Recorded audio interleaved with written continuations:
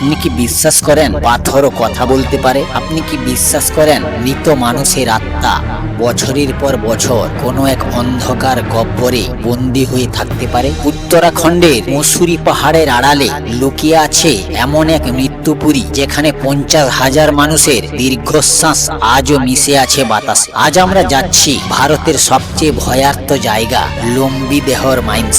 সাল 1990। এই পাহাড়ে তখন হাজার হাজার শ্রমিকের কোলাহল ছিল।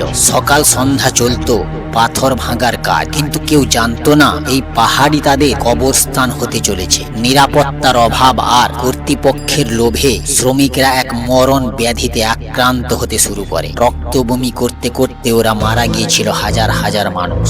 প্রতিবেদন অনুসারে খনিগুলোতে কোনো নিরাপত্তা ব্যবস্থা ছিল না। চুনের মতন বিষাক্ত রাসায়নিকের দীর্ঘস্থায়ী সংস্পর্শে সৃষ্ট রোগেই খনি শ্রমিকরা সময়ের সাথে সাথে মারা যায়। এই কারণে তখন থেকেই মৌসুরীর লম্বিদেহর খনি একটি ভুতুড়ে খনিতে পরিণত হয়। বলা হয় সংখ্যাটা ছিল প্রায় 50,000। একদিনে নয়, দিনের পর দিন ঝুঁকে ঝুঁকে মরেছে তারা। শেষে সরকার 1990 সালে সুপ্রিম কোর্টের নির্দেশে এই খনি চিরতরে বন্ধ করে দেওয়া হয়। শ্রমিকরা এলাকা ছেড়ে চলে গেলেও যারা ফিরতে পারেনি তারা আজও এখানেই রয়ে গেছে। স্থানীয় পাহাড়িরা এই এলাকাকে জমের দুয়ার মনে করে। রাতের বেলা এখান থেকে ভেসে আছে অমানসিক চিৎকার। কেউ কেউ শুনেছেন খনির ভিতর থেকে আজও ঠক ঠক শব্দ, যেন আজও কেউ হাতুড়ি দিয়ে পাথর ভাঙছে। কিন্তু সবচেয়ে ভয়ঙ্কর হলো সেই ডাইনির গল্প।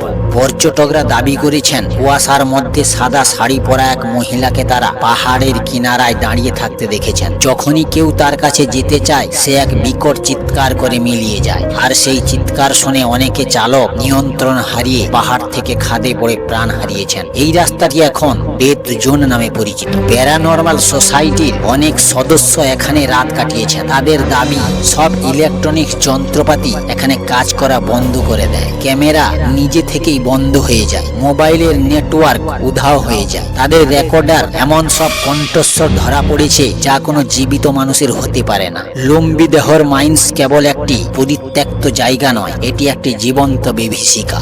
বন্ধুরা, পাহাড়ে ঘুরতে যাওয়া যতটা রোমাঞ্চকর, কিছু কিছু রহস্য ততটাই বিপজ্জনক। লম্বিদেহর মাইন্স আমাদের মনে করিয়ে দেয় যে মানুষের লোভ প্রকৃতির কাছে কতটা তুচ্ছ।